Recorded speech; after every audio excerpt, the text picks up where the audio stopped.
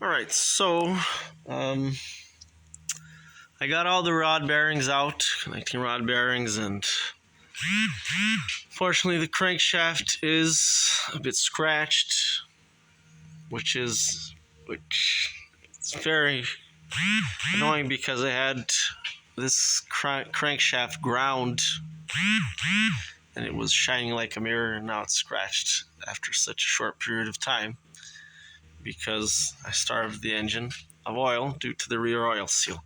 So I had already gotten this is the rear crankshaft seal cap. It's also the rear main bearing cap. So in here you have the seal and the bearing. And here's the main bearing. And I had these parts already so for the connecting rod bearings, I already have a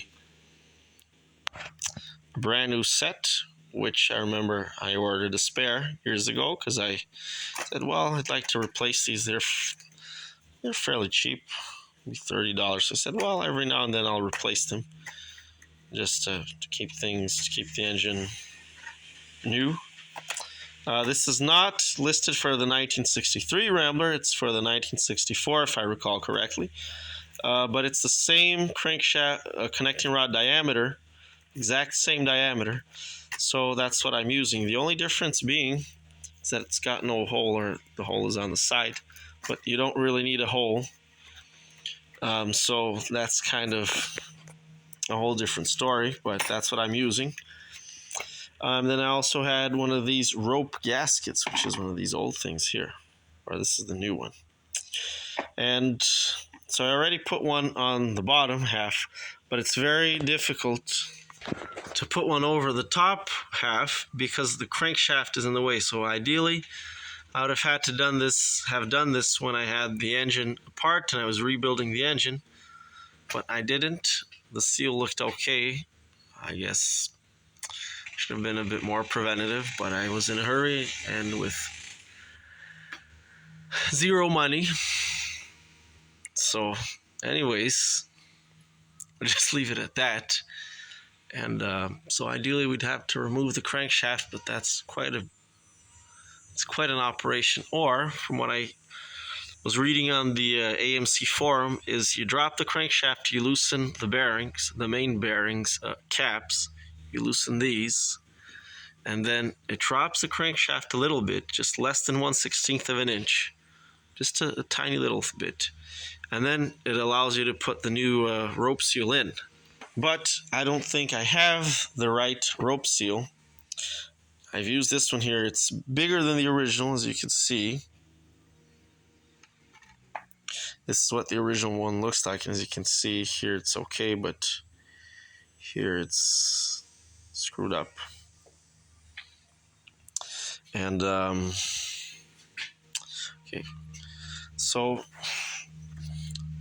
what I've done is I used the other half on the bottom and I squashed it, and I'm hoping that maybe it'll adapt to this format here so that I can slide it over to the top, whereas when it's not compressed, it's a lot bigger and harder to put in. So we'll see if that works. But this is a JV741 from Victor Reigns. I got these from Rock Auto years ago when I rebuilt the engine. But I do remember that this was also not listed for the 63.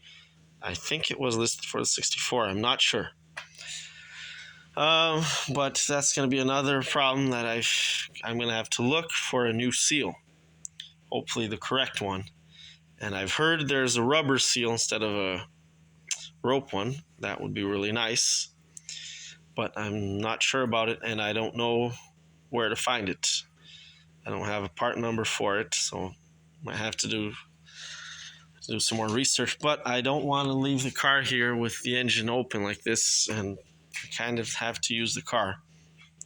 So probably what I'll do for now is I'll just replace the bottom half, and that should already reduce my oil leak quite a bit, because at the bottom is where it mainly leaks, right? As the oil drips down into it.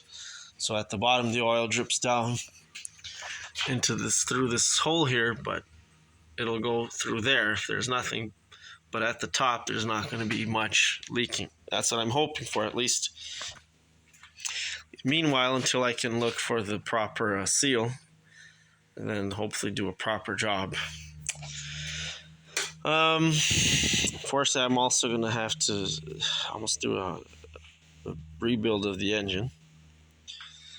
This is the rear main bearing. As you can see, it's also pretty scratched, but it's still on the copper layer, so that's good. It hasn't gotten down to the steel.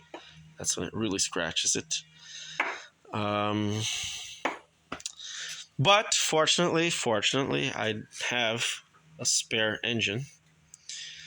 I don't know if you guys seen that, if I've done a video on that, but I have a whole new spare engine. It's not new, but it's a spare engine.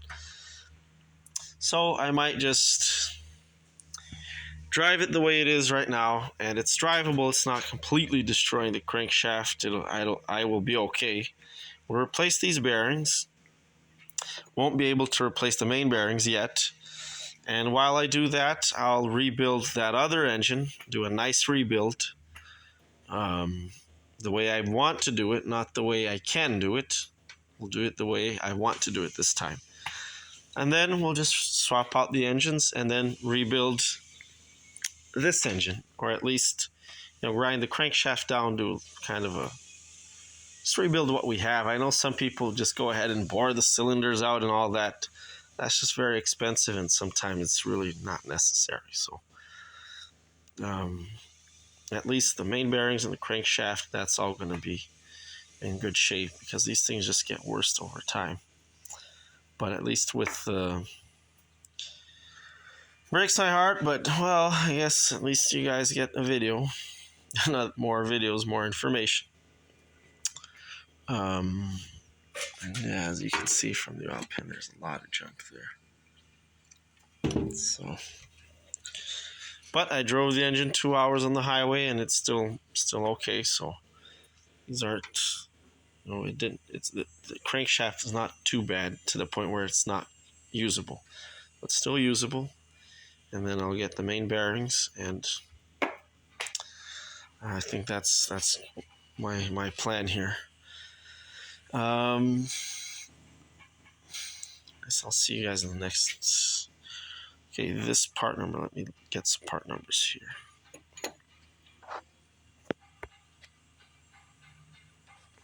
So this main bearing is an NH, which I think it stands for National Hydraulic 984 GD, and this one is 010.